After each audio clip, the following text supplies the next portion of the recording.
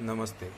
Rakesh sir, Sneha ma'am, Sharda पाठशाला team और सभी साथी मित्रों, राकेश सर के अनुरोध से आज कैलीग्राफी लिखने के लिए जो हम कैलीग्राफी किताब बनाने जा रहे हैं उसके बारे में थोड़ा जानेंगे। तो उसके लिए मैंने यहाँ पे 7 चरण लिए हैं। पहला हम कैलीग्राफी के बारे में थोड़ा जानेंगे, उसका यूज़ उद्भव कैसे हुआ वो हम देखेंगे। इंक के बारे में भी थोड़ा जानेंगे। कैलीग्राफी पॉइंट जो हमें बनाना है वो कित्ते में कैसे बनाते हैं वो हम देखेंगे। उसका एंगल वगैरह समझेंगे और उसके लिखने के लिए जो हमें लिखाई स्पेस जगह कितनी छोड़नी है वो थोड़ा देखेंगे। और ये सब जो बनाया है उसके देखभाल के लिए भी हमें कुछ ध्यान रखना है, संभाल के लिए। तो ये सब हम थोड़ा आज के इस थोड़े से वीडियो में देखेंगे। तो पहले तो ये जानना है कि कैलीग्राफी का मतलब होता है हस्तलिखित। जो भी हाथ से लिखा है वो लिखाई, वो लखान। तो हम देखते हैं कि हमारे जो धर्म ग्रंथ है पुराने, उनमें लिखाई जो मिलती है वो हस्तलिखित है, हाथ से लिखी हुई होती है। तो ये जो हस्तलिखित लिखाई है उसे कैलीग्राफी कहते हैं। तो हम जानते हैं कि हमारे जो भी ऋषि मुनि थे, पुराने जो लेखक थे, उनको लिखने की ज़रूरत कैसे उद्भव हुई उसे भोजपत्र कहते हैं, ताड़पत्र कहते हैं। जो भोज नाम के पेड़ की छाल है उसको सुखाने के बाद, सीधे करने के बाद उस पर लिखाई होती थी। लिखने का उद्भव कैसे हुआ कि हम जानते हैं कि पुराने समय में भाषा थी, मौन की भाषा थी, इशारे की भाषा थी। बाद में जो भी गुफा चित्र मिलते हैं उसमें चित्रों का माध्यम था। फिर आदान प्रदान का माध्यम आया और एक दूसरे की अभिव्यक्ति, बात बताने के लिए भाषा का उद्भव हुआ। पहले वो भाषा चित्र के माध्यम थी, बाद में चित्रों से थोड़े थोड़े अक्षर उद्भव हुए। हमारे यहाँ के लोथल, मोहनजोदड़ो में सिंधु संस्कृति के जो अवशेष मिले हैं उनमें भी जो भाषा का प्रयोग किया है, काफ़ी अक्षर है जो आज तक उसे पहचान नहीं पाए। तो भाषा संस्कृति का माध्यम है, आदान प्रदान का माध्यम है। उसे जितने लोग जानेंगे उतना उसका उद्भव होता रहेगा, उसका प्रचार होता रहेगा। तो उसके संभाल के लिए उसकी लिखावट समझना, अक्षर समझना, शब्द का अर्थ समझना सभी ज़रूरी है। इजिप्ट में पपायरस नाम के छाल और उसके रेशे से बनी कागज़, उस पे लिखाई होती थी।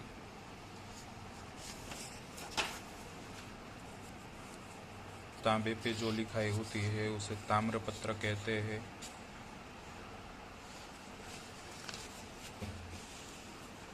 तो सभी दुनिया के सभी देशों में ये हस्तलिखित लिखाई देखने को मिलती है, अलग अलग भाषा में। हम जो भी म्यूज़ियम वगैरह में जाते हैं तो उसकी बुकलेट में भी हमें चित्रों के साथ लिखाई देखने को मिलती है। तो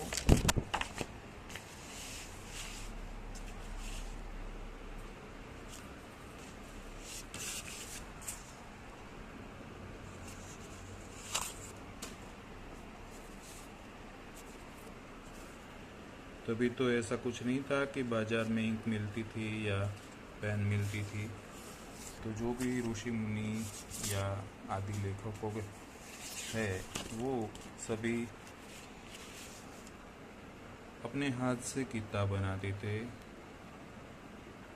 अपने हाथ से इंक तैयार करते थे और जो भी लिखाई का माध्यम है उसमें वो लिखते थे।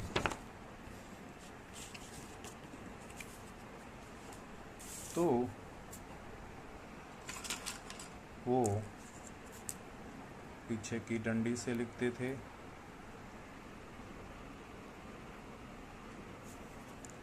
जो भी बांस वगैरह होती है उसके स्टिक से लिखते थे।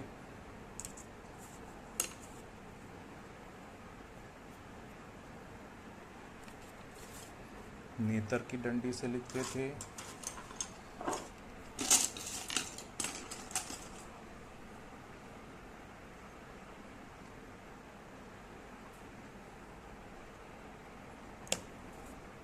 ज्वार की डंडी से लिखते थे।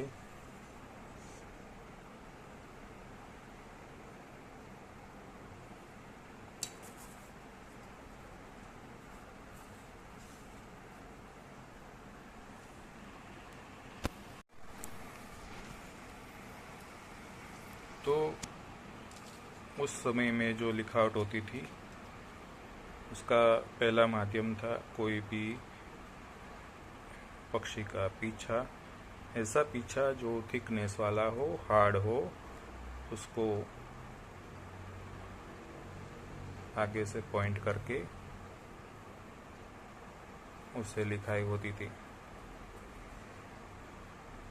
दूसरा माध्यम है बांस।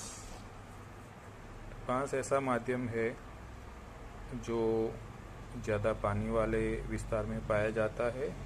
उसके जो रेशे है वो सीधे सीधे होते हैं, उसको काटने से उसकी सीधाई में ही वो कटता है और ज़्यादा पानी में रहने के बाद भी वो ख़राब नहीं होता। तो बांस का माध्यम भी हमारी लिखाई के लिए बेहतर है। तीसरा माध्यम है ज्वार की डंडी। जो भी हम खाद्य अन्न खाते हैं उसमें जो ज्वार की डंडी है वो बाहर से सॉलिड है और अंदर से हल्की सी नरम है। तो उसको भी हम काट के किताब बना के उसे लिखाई कर सकते हैं। ये भी ज्वार की डंडी है। ये भी ज्वार की डंडी है।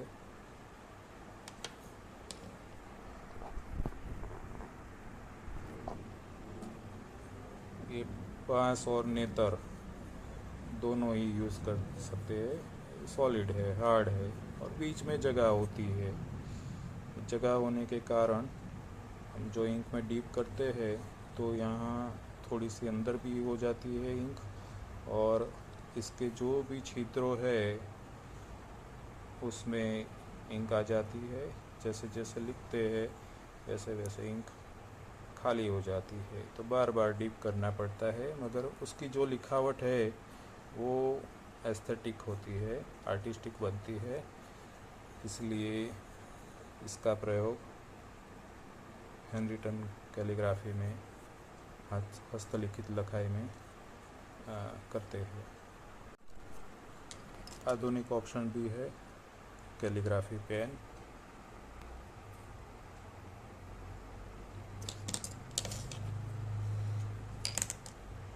अलग अलग पॉइंट में आती है।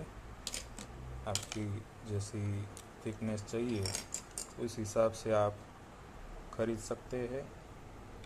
एक एक भी मिलती है, सेट में भी मिलती है।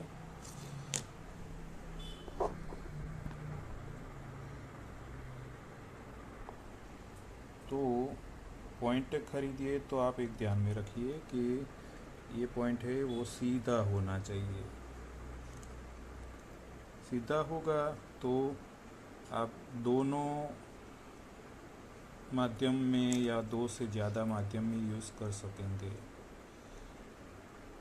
अंग्रेजी लिखना हो तो पॉइंट हमें ऐसे टेढ़ा रखना है, और गुजराती हिंदी लिखना हो तो हमें पॉइंट ऐसे लिख के लिखाई करनी है। जो भी हमारी गुजराती हिंदी लिखाई है तो हमें पॉइंट को ऐसे रखना है, और अंग्रेजी की लिखाई हो तो पॉइंट के हमें ऐसे रखना है। वो लिखने के साथ साथ थोड़ा समझेंगे। इसके बाद माध्यम आता है नीब। तो हम जो भी पेन खरीदते हैं उसके आगे जो पॉइंट आता है उसे नीब कहते हैं।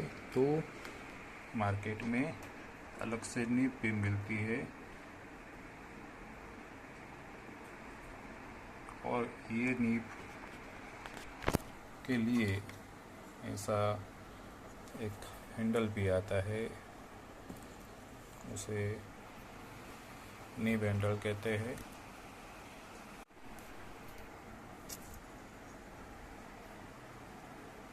ऐसा होता है। लिखने के लिए हमारा जो माध्यम है वो है इंक।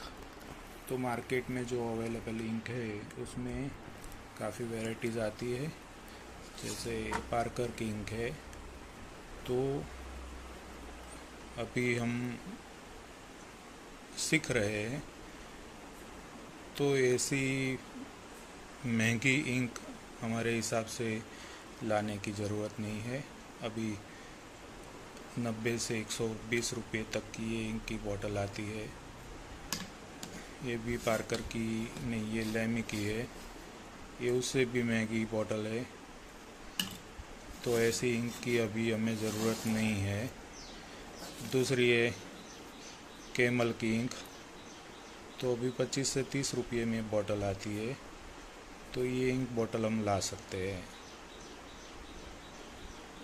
ये ब्लैक इंक है, ये जो कलर दिखाता है ब्लैक।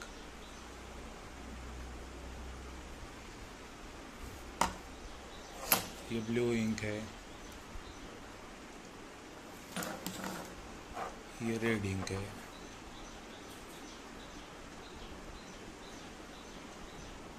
ब्लैक और ब्लू बेहतर है, रेड थोड़ी सी ज़्यादा डीप डार्क आती है। तो अगर का आपके पेज पतले होंगे तो इंक दूसरे पेज पे आ जाएगी, तो उसका भी ध्यान रखना है। पेज के बारे में भी थोड़ा हम देखेंगे। ये कैमल की कलर इंक आती है, वाटरप्रूफ इंक आती है, पूरा 12 का सेट आता है, और वो भी 200-250 के आसपास में 12 इंक आएगी। ये वाटरप्रूफ इंक है। अगर आप थोड़े से महंगे ऑप्शन में जाए तो इससे बेहतर ये ले सकते हैं। ये वाटरप्रूफ इंक है, कितने में चलेगी, पेन में नहीं चलेगी। पेन में थोड़ी पतली करनी पड़ेगी। ये बेहतर है, कितने और पेन दोनों ऑप्शन के लिए कैमल की इंक मेरे हिसाब से बेहतर है। एक बोतल 20-30 रुपये में आ जाएगी। दूसरा एक ऑप्शन में सजेस्ट करना चाहूँगा, जिसे एक्सपेरिमेंट करना है, उत्साह बढ़ाना है, तो आप घर पे भी इंक बना सकते हैं। जैसे हम चाय पत्ती उबालते हैं तो चाय का पानी जो तैयार होता है, तो हमारी चाय वाली इंक हो गई, पत्ती में से बनाई हुई। लाल मिर्ची को आप उबालेंगे तो लाल कलर हो जाएगा, पीली हल्दी को उबालेंगे तो पीला कलर हो जाएगा। जो भी पत्ते हैं उसे उबालते हैं तो उसमें ग्रीन कलर आ जाता है। सफ़ेद के लिए चूना है, खड़ी है, अलग अलग प्रदेश की अलग अलग मिट्टी है, अलग अलग फूल और फल है, उसके रस में से इंक बन सकती है। जो भी इंक है उसे इतना उबाले कि हमारे जो काम के लिए हमें चाहिए उतनी ज़्यादा पतली भी नहीं, ज़्यादा गाढ़ी भी नहीं, ऐसी इंक तैयार हो जाए। उसमें थोड़ा गोंद, जो भी खाने वाला हो या लगाने वाला हो, आधी चमची गोंद, एक बोतल में आधी चमची गोंद ले सकते हैं। और थोड़ी सी चिकास चाहिए उसमें, तो थोड़ी सी चीनी, आधी चमची चीनी या आधी चमची शहद दोनों मिला के हम अपने हाथ से भी इंक बना सकते हैं। मैं जब भी बच्चों को सजेस्ट करता हूँ तो ऐसा सजेस्ट करता हूँ कि आप खुद बनाइए। लोहे के जो ऑक्सीडाइज होता है, काट होता है, उसमें से ब्राउन इंक बनती है। काथा होता है जो पान पे लगाते हैं, उसमें से भी ब्राउन इंक बनती है। और हम जो भी काजल लगाते हैं, ऐसी ब्लैक इंक बनती है। कोलसे में से ब्लैक इंक बनती है। तो हम अपने हाथ से भी इंक बना सकते हैं। थोड़े हाथ से लिखे हुए अक्षर हम देखेंगे और बाद में कितने को समझेंगे। सप्रेम शुभकामनाएं। गुजराती शब्द रडावे, शब्द हसावे, शब्दમાં તાકાત જાજી। अंग्रेजी अल्फ़ाबेट।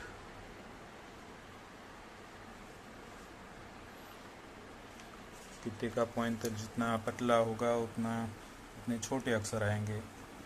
कितने का पॉइंट जितना बड़ा होगा उतने बड़े अक्षर आएंगे। तो कितने में एक ये बेनिफिट होता है कि हमें जितनी साइज़ के अक्षर चाहिए उतनी साइज़ की अपनी नींव हम बना सकते हैं। ये उससे भी छोटे अक्षर है।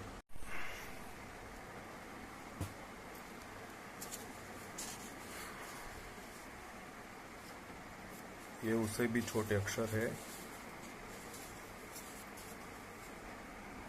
पेन से नहीं लिखे, ये सब कित्ते से लिखे हैं, स्टिक से लिखे हैं।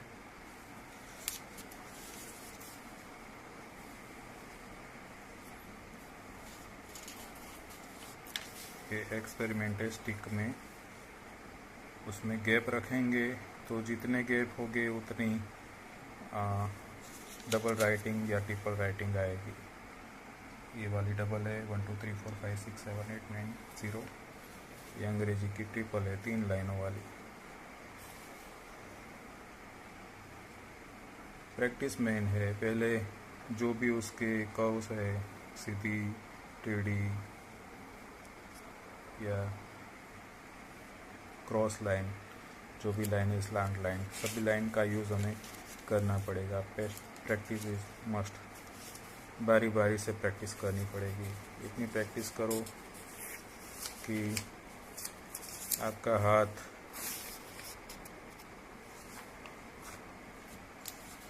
उसमें माहिर हो जाए।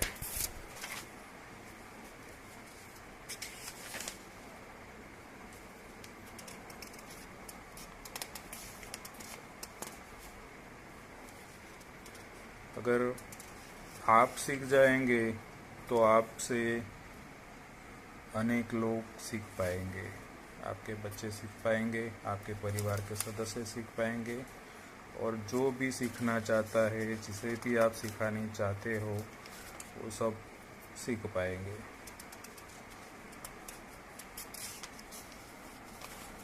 जो भी लिखना हो लिखते जाओ। आपका नाम, आपके परिवार के सदस्य का नाम, कोई भी शहर का नाम, देश का नाम, जो भी धुन हो, गीत हो, जो मन में आए लिखो। तो उसकी जो लिखा है उसमें कहाँ से शुरू करते हैं, कहाँ से अंत आता है, वो भी समझना होता है। तो हम अभी शारदा लिपि समझ रहे हैं, तो उसके जो फॉन्ट कव अक्षर कहाँ से लिखाई शुरू होगी, कहाँ पे ख़त्म होगी, वो हमें समझना होगा। तो उसके जो उसकी जो लिखावट है, उसकी जो माधुर्यता है, सौंदर्य है, वो निखर आएगा।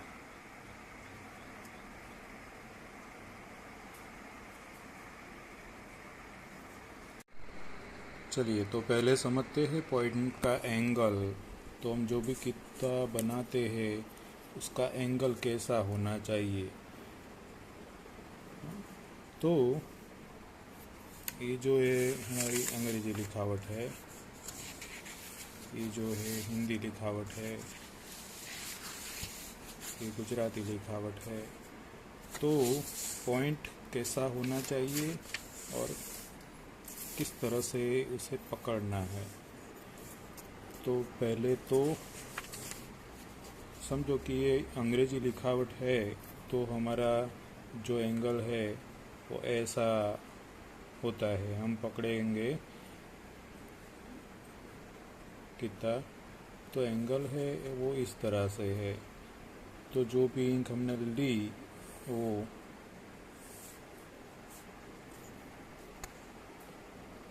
इस तरह से लिखावट होगी। चलो इंक में लिख के समझते हैं। तो एंगल हमारा इस तरह से है। तो अब मैं जो भी उसे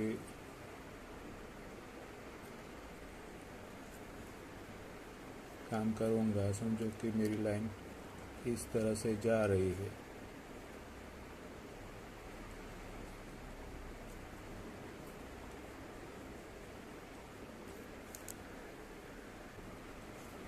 वही एंगल में हम लाइन करेंगे तो हमारी सीधी लाइन कैसी रहेगी।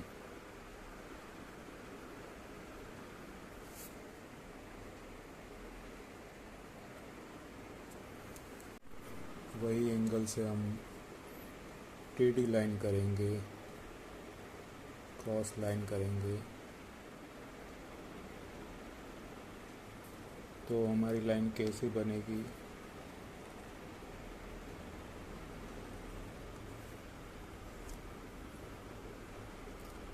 वही एंगल से हम इस तरह लाइन करेंगे तो हमारी लाइन कैसी बनेगी। वही एंगल से हम राउंड लाइन करेंगे, ये ऊपर की तरफ, ये नीचे की तरफ।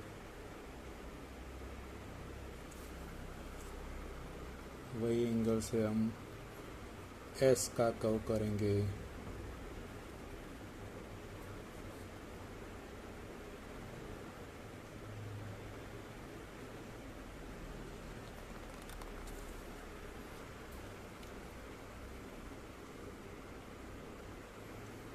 तो ये जो एंगल है वो समझना ज़रूरी है। हाँ, तो ये जो एंगल है वो अंग्रेजी माध्यम के लिए है, इंग्लिश राइटिंग के लिए है।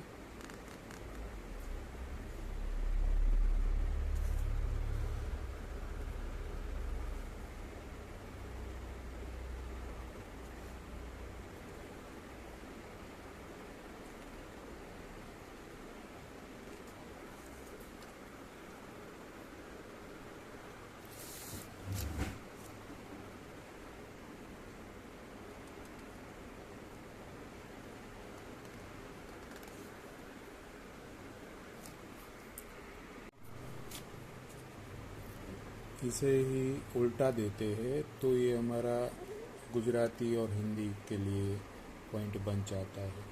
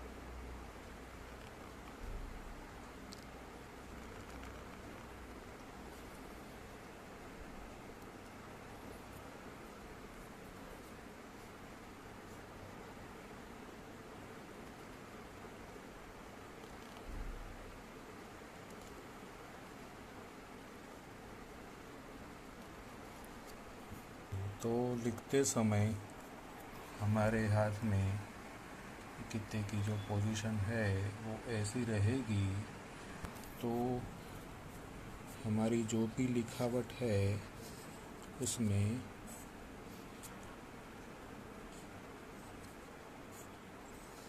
ऐसा पॉइंट आएगा। सीधी लाइन करनी है तो ये पॉइंट हमारा इस तरह से है।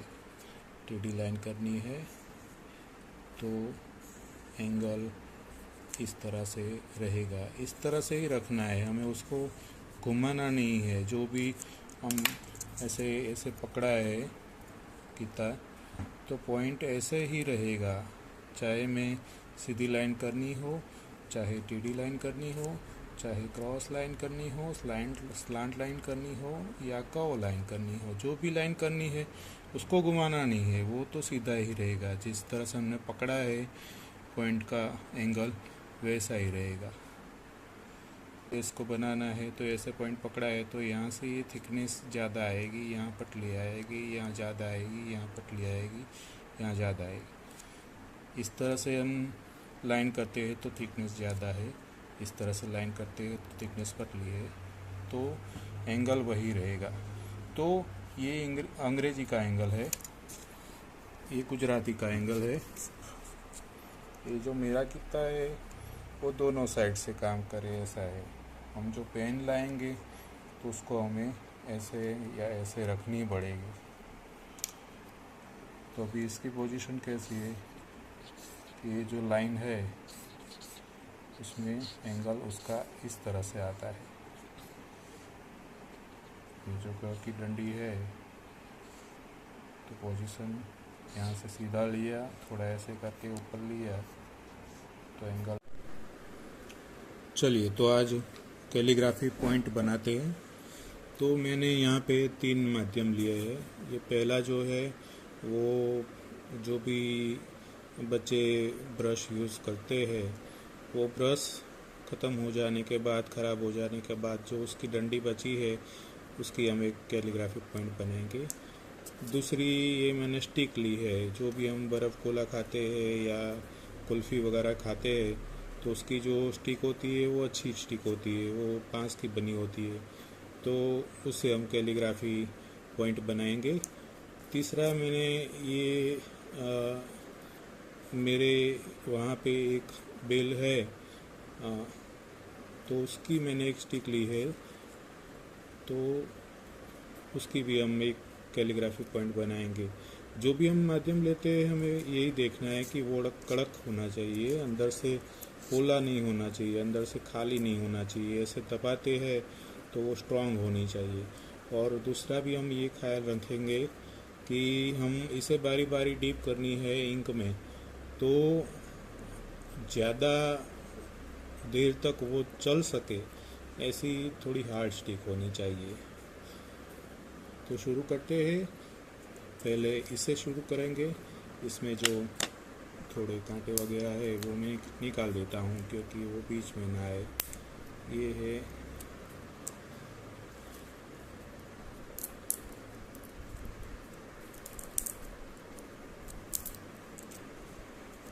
सिर्फ एक्सपेरिमेंट के लिए हम करते हैं कि देखो कैसी बनती है स्टिक। तो इसे आगे से हम थोड़ा सीधा छोड़ देंगे। देखो तो इसमें क्या है कि बीच में थोड़ी जगह है, तो बीच में जगह है तो ये जगह हमको दिक्कत करेगी, तो थोड़ा और दूर तक हमें इसे काटना है। जो जगह है वो बीच में चली जाए और हमें दिक्कत ना हो सके। और इसको आगे से इतना और काटना है, वो हम सीधा रख के काट देंगे। तो अभी हमें कैसा पॉइंट बनाना है, तो हम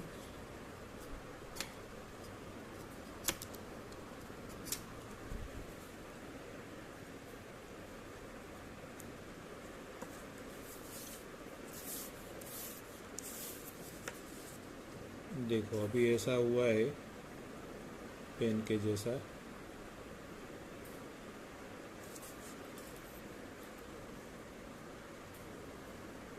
यहाँ से काटेंगे, हाँ, इस तरह से काटेंगे तो वो सीधा कट होगा।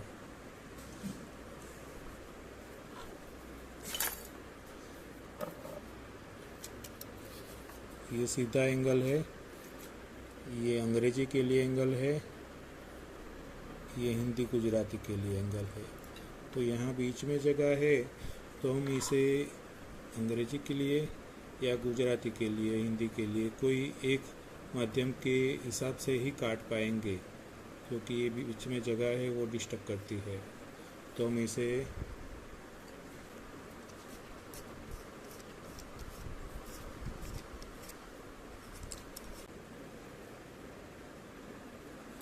हमने गुजराती, हिंदी या शारदा के लिए कट किया है।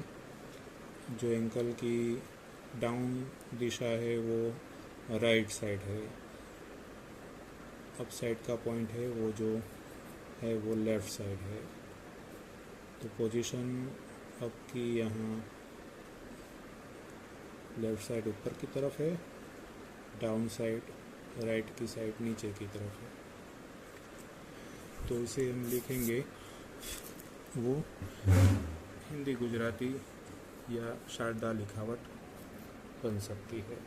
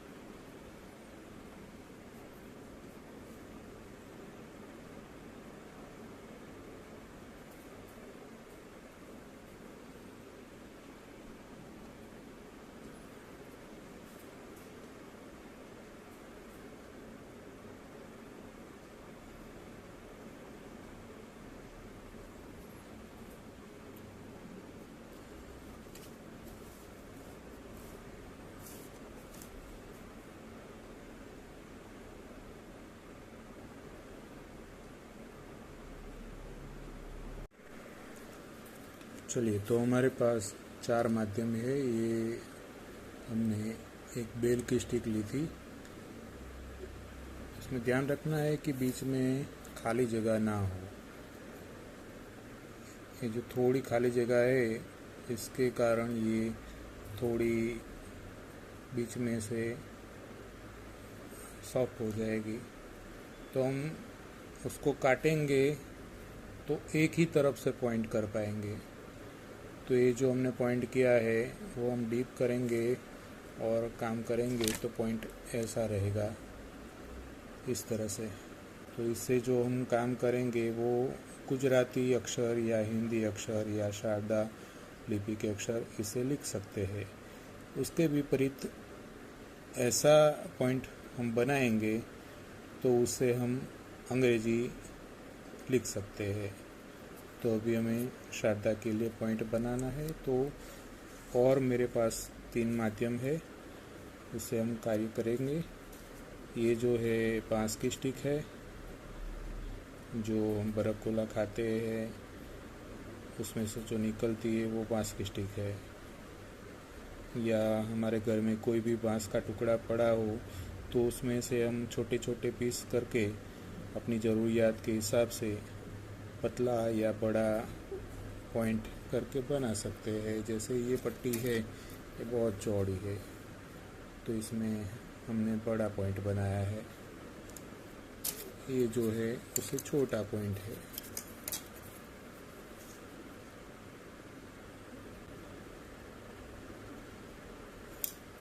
ये बहुत छोटा पॉइंट है। तो हम जितना चाहे उतना थिकनेस वाला पॉइंट बना सकते हैं। तो उसके हिसाब से हमें स्टिक पसंद करनी होगी। तो ये बाम्बू स्टिक है, बांस की स्टिक है। ये ब्रश का खाली भाग है, जो भी बच्चे ब्रश यूज़ करते हैं पेंटिंग काम में, तो उसमें से जो ब्रश घिस जाता है या बिगड़ जाता है, टूट जाता है, तो उसकी स्टिक हम ले सकते हैं।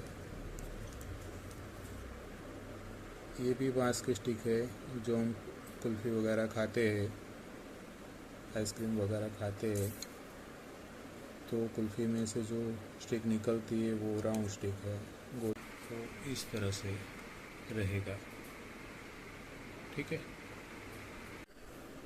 तो हमें बनाना है ऐसा पॉइंट जो हमारी शारदा लिपि, गुजराती और हिंदी में यूज़ हो सके। तो हमें ये 45 एंगल से उसको आगे कट करना है। तो पहले तो हम इसे सीधा कर देंगे, जो आगे से राउंड पार्ट है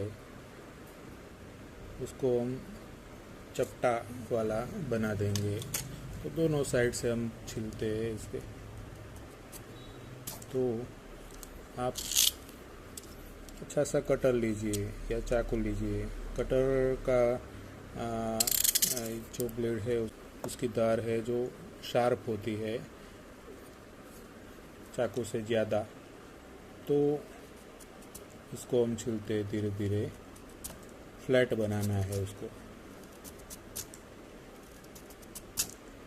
तो थोड़ा सा इस तरफ से हमने इसको काट दिया, बाकी उसकी दूसरी साइड से भी हमने उसको छील दिया। तो हमें इतना छीलना है कि ये पतला हो जाए। दोनों साइड से धीरे धीरे छील लिया है। ये जो दो हिस्से हो गए, 2 पॉइंट हो गए, उसे हमें आगे से काट लेना है।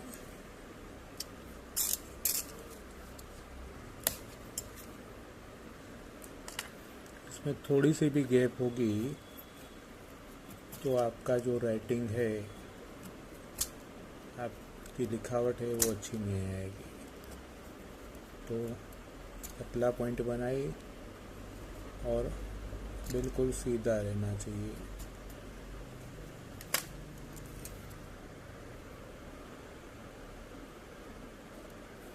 तो ये जो अभी पॉइंट बनाया है वो 2 साइड से यूज़ हो सकता है, वैसा है। ऐसे रख के हम लिखेंगे तो इंग्लिश लिखावट हो जाएगी, ऐसे रख के लिखेंगे तो हिंदी और गुजराती लिखावट हो जाएगी।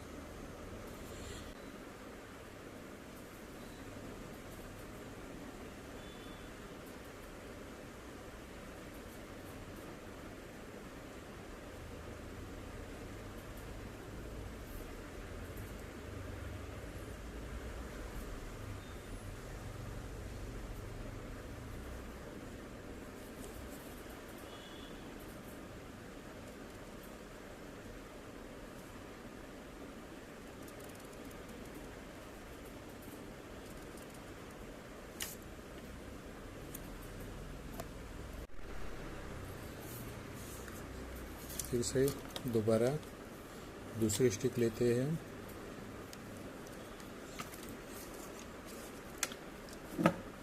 आगे से फ्लैट करनी है। ये सॉलिड है, इसलिए दोनों साइड से हम यूज़ कर सके ऐसी हम बना सकते हैं, जो इंग्लिश में और गुजराती में, शारदा लिपि में, हिंदी में दोनों साइड से यूज़ कर पाएंगे। तो एक साइड से मैंने इतना निकाल दिया है, आधा। दूसरी साइड से भी हम आधा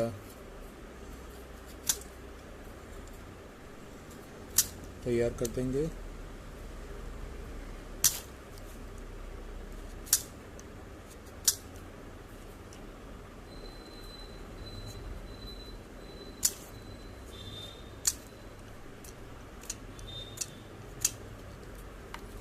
तकरीबन दोनों साइड से आधा आधा हो गया है।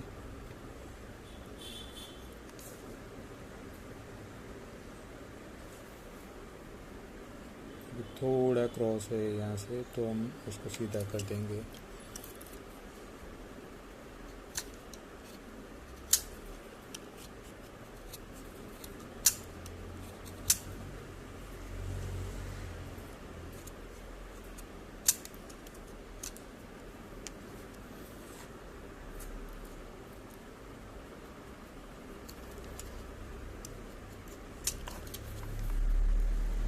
ठीक है, पहले से बेहतर है।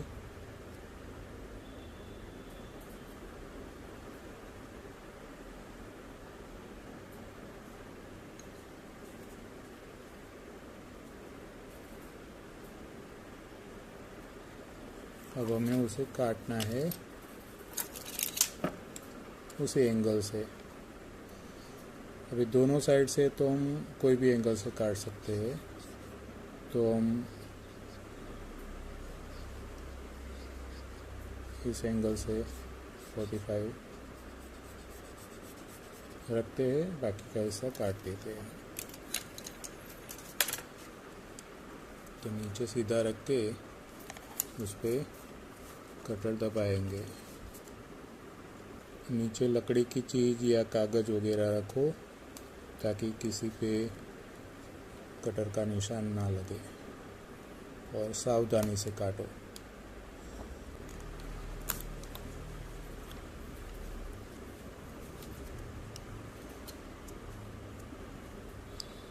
जितना हो सके उतना पतला पॉइंट रखो ताकि लिखने में इजी रहे।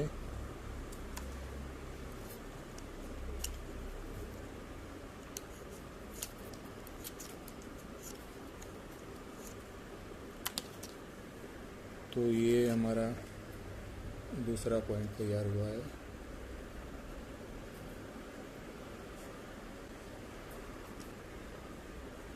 जैसे जैसे आप काम करते जाएंगे वैसे थोड़ा घिसता जाएगा, तो थोड़ा सा उसे फिर से शार्प करना है, थोड़ा उसे काट देना है फिर से। जब जब लिखोगे जितनी लिखावट होगी और आपको ऐसा लगे कि अभी ठीक नहीं आ रहा है, तो फिर से आप उसे बना सकते हैं।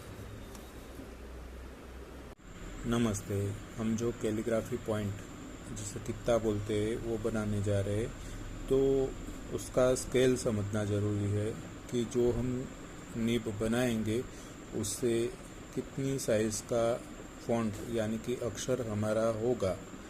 तो जनरल जो भी साइज़ है उससे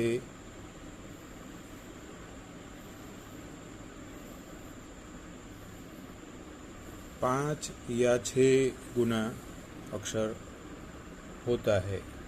समझो कि हमारी नीब इतनी है अभी, तो इससे मैं जो भी लिखूँगा वो गुजराती और अंग्रेजी होगा तो उसका 5 स्केल होगा, और हिंदी अक्षर होंगे तो उसके 7 स्केल हो जाएंगे। तो हम जो लिखावट करते हैं वो कितनी बड़ी होगी कित्ता के हिसाब से, वो हमें समझना ज़रूरी है। हमें इंग्लिश लिखना है तो ये कित्ते की साइज़ कितनी है चौड़ी, तो इंग्लिश अक्षर को हम डिवाइड करते हैं तो ऐसे 1 2 3 4 5 स्केल का वो होता है। जैसे कि हमें एस लिखना है तो हम यहाँ से शुरू करके एस ऐसे 5 खानों में लिखेंगे, तो ये जो कित्ते की साइज़ है उससे 5 गुना बड़ा होगा। वैसे ही गुजराती लिखना है, हमें क लिखना है तो यहाँ से शुरू हो के ये ऐसे चलेगा हमारा कित्ता, तो वो भी 5 स्केल में होता है। तो गुजराती इंग्लिश वो 5 से हम डिवाइड कर सकते हैं, ऐसे स्केल में होता है। जब हिंदी की बारी आती है, संस्कृत की बारी आती है, या हम जो शारदा लिपि सीखने जा रहे हैं उसकी बारी आती है, तो उसको एक ज़्यादा खाना हमको जोड़ना पड़ेगा, क्योंकि उसके ऊपर शीरो रेखा आती है, तो शीरो रेखा आने के बाद भी स्पेस एक छोड़नी पड़ती है, तो हम एक खाना ज़्यादा ले सकते हैं उसमें। तो यहाँ पे शीरो रेखा आ जाएगी, हमें लिखना है, अगर अ लिखना है तो ये शीरो रेखा का भाग आ गया, यहाँ से शुरू करके ये शीरो रेखा लगाई और यहाँ से शुरू करके हम उसका अ का कैलीग्राफी के स्टाइल से लिखेंगे। ओम लिखना है तो ओम भी हम ऐसे शुरू करके, यहाँ से शुरू करके हम ऐसे जाएंगे। ठीक है, तो हम बारी बारी से देखते हैं कि कैसे उसका स्केल होता है। अभी स्केल है उतनी साइज़ की मैंने ये ग्रिड लगाई है। तो हम जो भी किताब बनाएंगे या जो भी स्पेस में लिखना है उसको ये डिवाइड करके हम किताब बनाएंगे, कितनी चौड़ाई का कितना रखना है।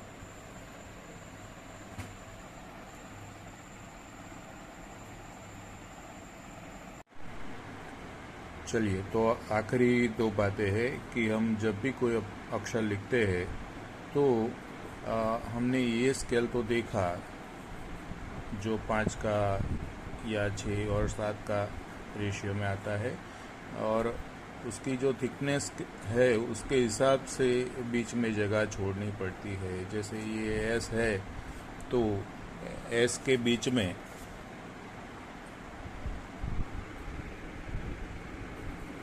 ये जो स्केल है तो उसकी थिकनेस के हिसाब से ये बीच में जगह छोड़िए, इसकी थिकनेस के हिसाब से ये बीच में जगह छोड़िए।